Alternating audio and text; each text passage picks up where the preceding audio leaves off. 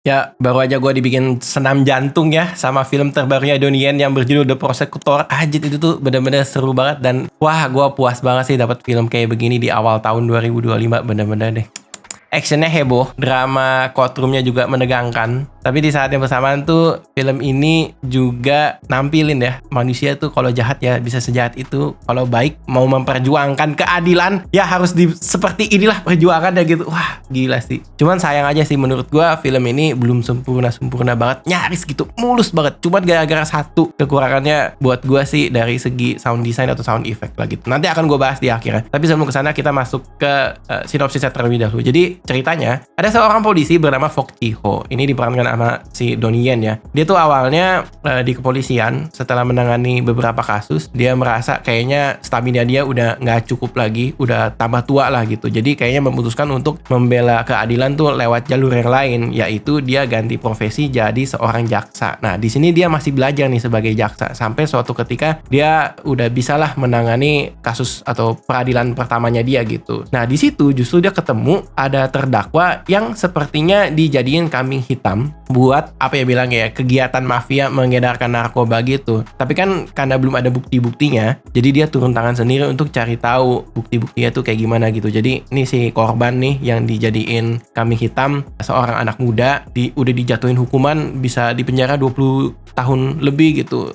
Sedangkan dia diurus sama kakeknya yang sayang banget. Kakeknya tuh kayak aduh kalau cucu gua 20 tahunan di penjara, gua udah bisa meninggal duluan kali gitu, sampai dia akhirnya keluar. Akhirnya si Fok Ji-ho ini kayak oh kasihan ya, gue coba bantu gitu. Filmnya tuh ya kurang lebih seperti itulah. Jadi ada drama courtroom ya, drama peradilan. Ada juga porsi actionnya tuh yang gila banget sih. Sumpah gak bohong gue. Gue masuk ke poin pertama yang gue suka gitu. Jadi poin pertama tuh mungkin secara garis besar berkaitan dengan penulisannya ya. Gue tuh suka banget sama penulisannya. Gue bagi jadi ke 3 poin kecil lah ya berkaitan dengan penulisannya. Yang pertama, gue tuh suka dari segi tema yang diangkat. Tema yang diangkat itu adalah keadilan untuk rakyat kecil yang diinjak-injak oleh orang-orang yang tajir yang ternyata jahat gitu. Itu gue sih seneng banget ya dikasih tema seperti ini gitu. Jadi ketika di set protagonisnya siapa, intensi dan keinginan dia di akhir tuh kayak gimana, tantangannya gimana-gimana aja. Si penjahatnya nih sejahat apa, senajis apa, dilihat dari gelagatnya, dilihat dari adegan-adegan dia pernah ngapain aja, sampai kayak dari cara ngomongnya diatur tuh, yang kalimat-kalimatnya tuh kalau gue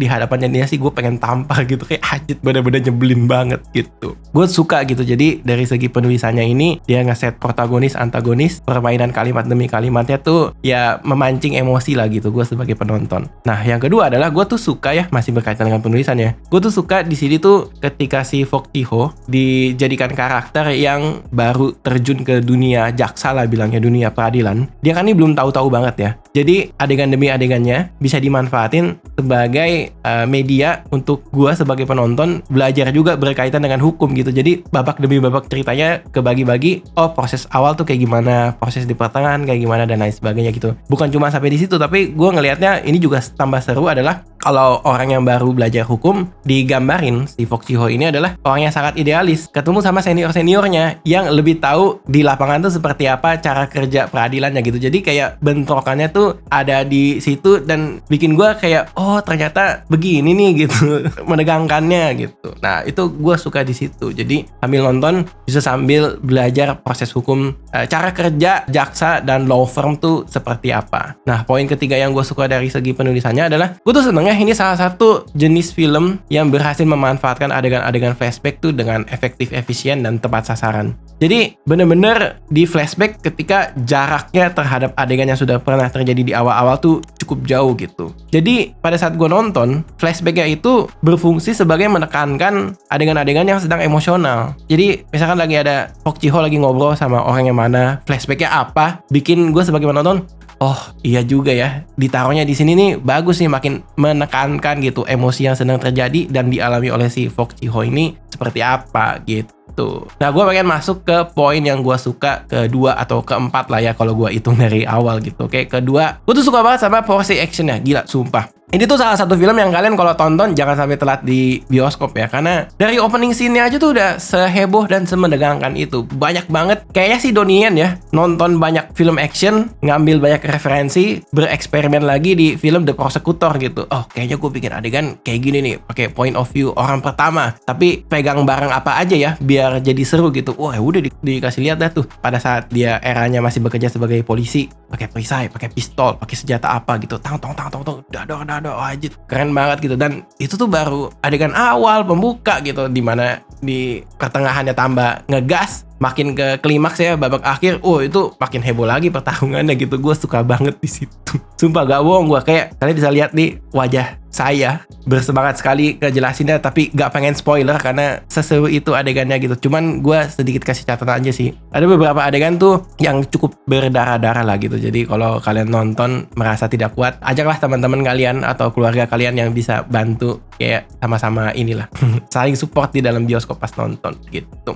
Gue pengen masuk ke satu poin terakhir yang jadi kekurangan dari film ini. Setidaknya buat gue ya, preferensi gue sih. Gue tuh kurang suka sama pemanfaatan sound effect yang menurut gue terlalu berlebihan di film ini. Ketika sinematografinya tuh udah bagus banget, pakai point of view pertama, pakai point of view bareng-bareng, terus kayak pergerakan kameranya cukup panjang ya, nggak putus-putus. Pindah-pindahnya tuh bisa sampai dari atas, bisa sampai dari bawah, dan lain sebagainya. Tapi gue sedikit terganggu sama ketika terjadi pukulan demi pukulan. Entah tangan ketemu badan, terus ada senjata-senjata, benda-benda tajam yang dipakai. Kayaknya level kekencangan suaranya tuh mirip-mirip semua gitu, sama-sama kencang semua gitu. Padahal kalau gue pikir-pikir ya, satu, apakah barang ini kalau dipentung ke benda yang mana menghasilkan suara yang sekencang itu? Nah, yang kedua adalah kalau misalkan jarak si orang ini lagi jauh nih, misalkan dia kelempar just gitu, terus kena tembok atau kena meja yang ada kacanya sampai pecah gitu. Masa harus sekencang itu juga pada saat di hadapan kita nih lagi ada Donnie Yen tuh berantem sama orang yang lagi disorot gitu. Jadi gue tuh kurang suka aja gitu. Jadi dari segi sound design, sound levelingnya tuh masa semuanya ketumpuk suaranya gitu. Harusnya